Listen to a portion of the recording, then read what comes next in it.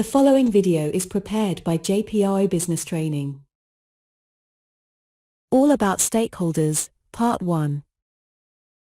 This article introduces the idea of stakeholders and stakeholding. It starts with definitions of the relevant terms, explains the nature of stakeholder claims, and then goes on to use the Mendeley framework to explain how stakeholding is linked to influence. Finally, it covers the different ways in which stakeholders are categorized and how they are distinguished from each other. Definitions and examples. The subject of stakeholders features in the Strategic Business Leader (SBL) syllabus. It is central to any understanding of the subject of business and organizational ethics.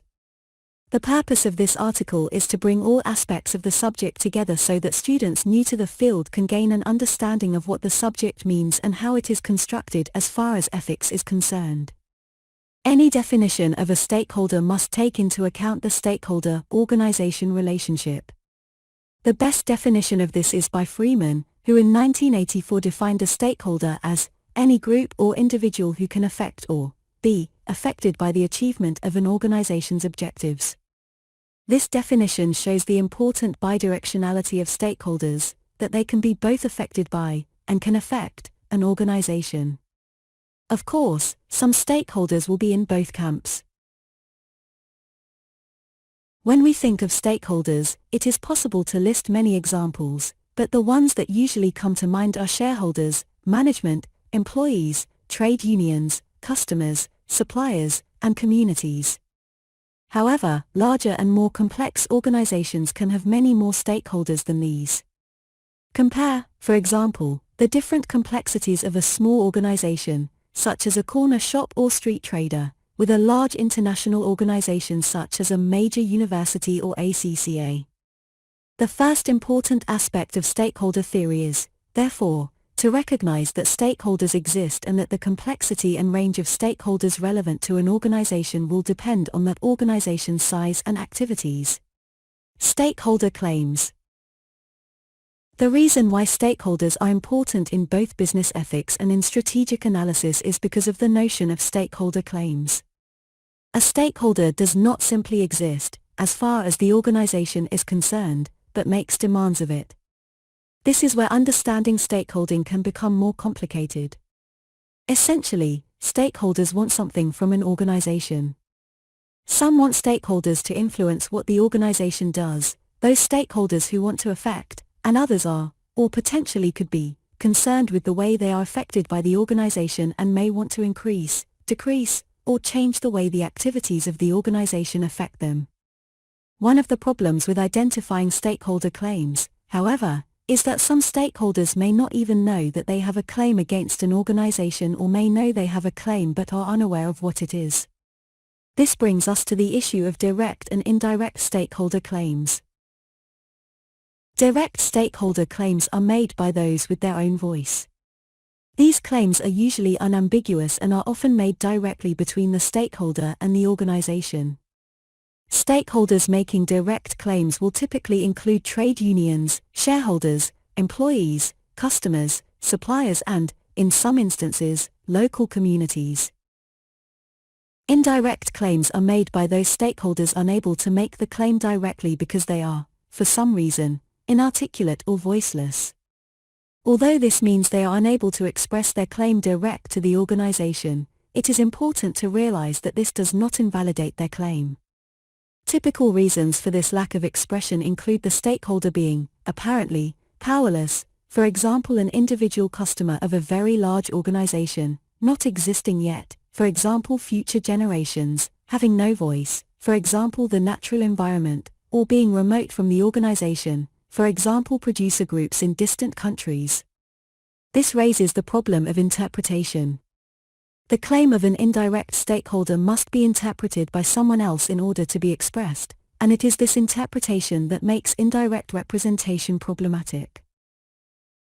How do you interpret, for example, the needs of the environment or future generations? What would they say to an organization that affects them if they could speak? To what extent, for example, are environmental pressure groups reliable interpreters of the needs, claims, of the natural environment? To what extent are terrorists reliable interpreters of the claims of the causes and communities they purport to represent? This lack of clarity on the reliability of spokespersons for these stakeholders makes it very difficult to operationalize, to include in a decision-making process, their claims.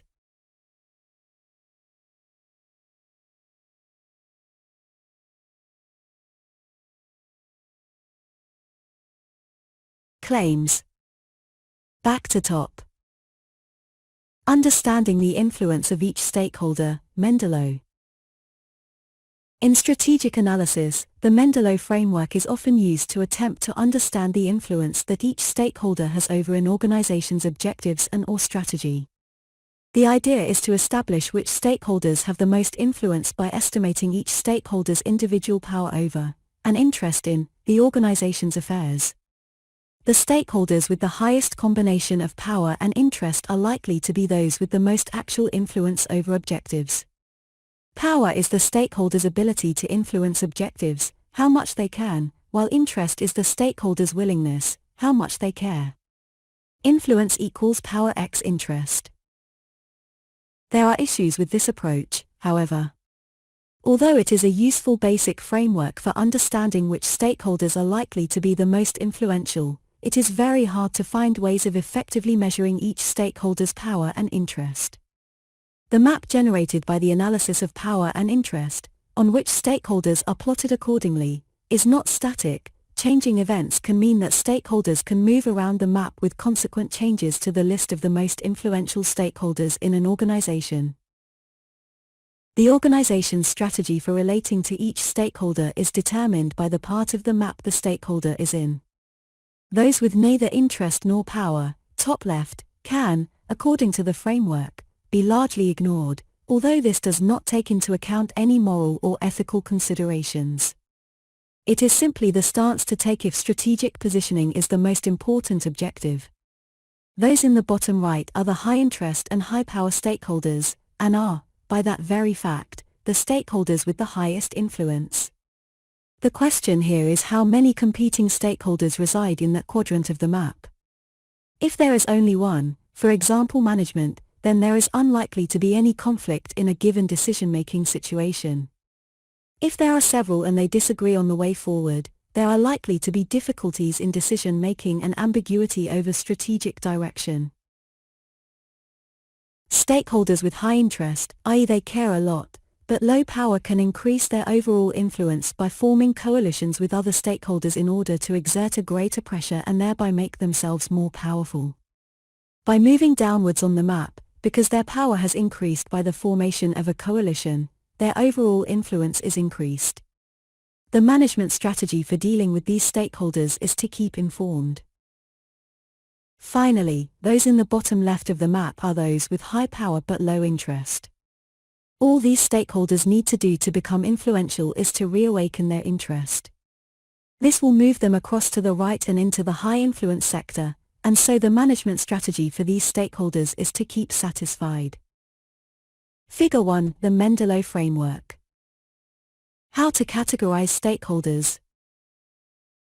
There are a number of different ways of distinguishing one type of stakeholder in an organization from another.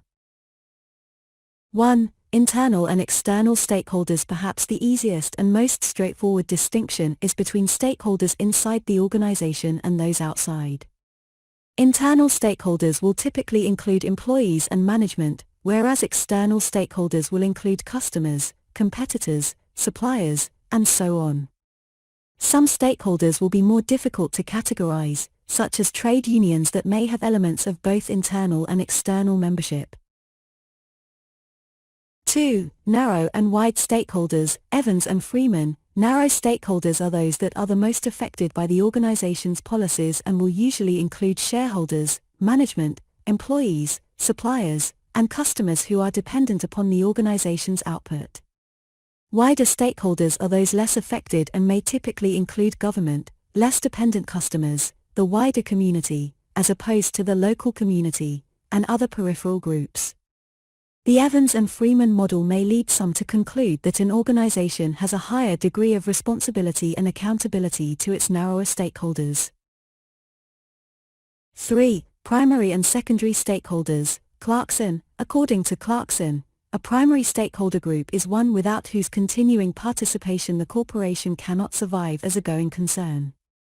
Hence, whereas Evans and Freeman view stakeholders as being, or not being, influenced by an organization, Clarkson sees the important distinction as being between those that do influence an organization and those that do not.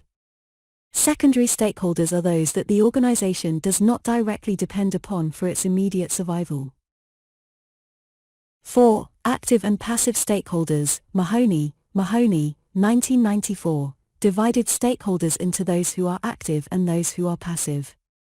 Active stakeholders are those who seek to participate in the organization's activities. These stakeholders may or may not be a part of the organization's formal structure. Management and employees obviously fall into this active category, but so may some parties from outside an organization, such as regulators, in the case of, say, UK privatized utilities, and environmental pressure groups. Passive stakeholders, in contrast, are those who do not normally seek to participate in an organization's policy making. This is not to say that passive stakeholders are any less interested or less powerful, but they do not seek to take an active part in the organization's strategy. Passive stakeholders will normally include most shareholders, government, and local communities. 5. Voluntary and involuntary stakeholders. This distinction describes those stakeholders who engage with the organization voluntarily and those who become stakeholders involuntarily. Voluntary stakeholders will include, for example, employees with transferable skills, who could work elsewhere, most customers, suppliers, and shareholders. Some stakeholders, however, do not choose to be stakeholders but are so nevertheless.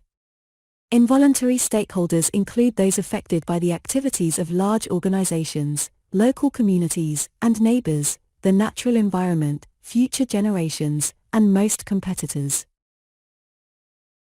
6. Legitimate and illegitimate stakeholders. This is one of the more difficult categorizations to make, as a stakeholder's legitimacy depends on your viewpoint. One person's terrorist, for example, is another's freedom fighter.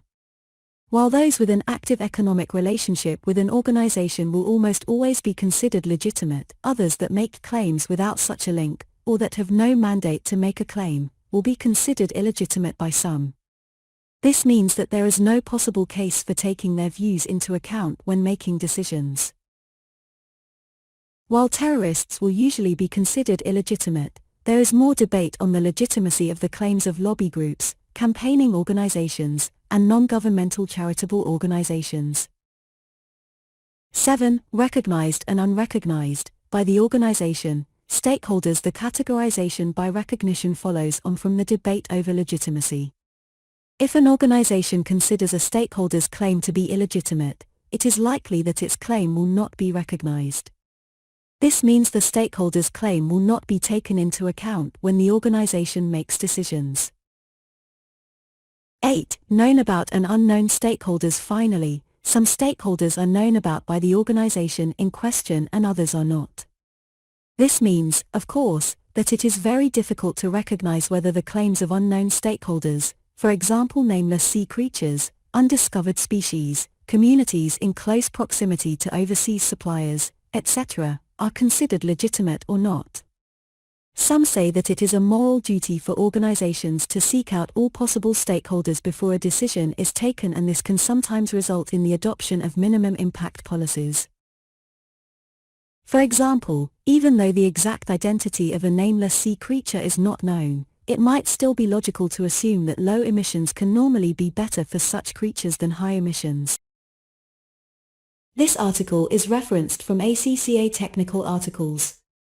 Click the link below to access the articles.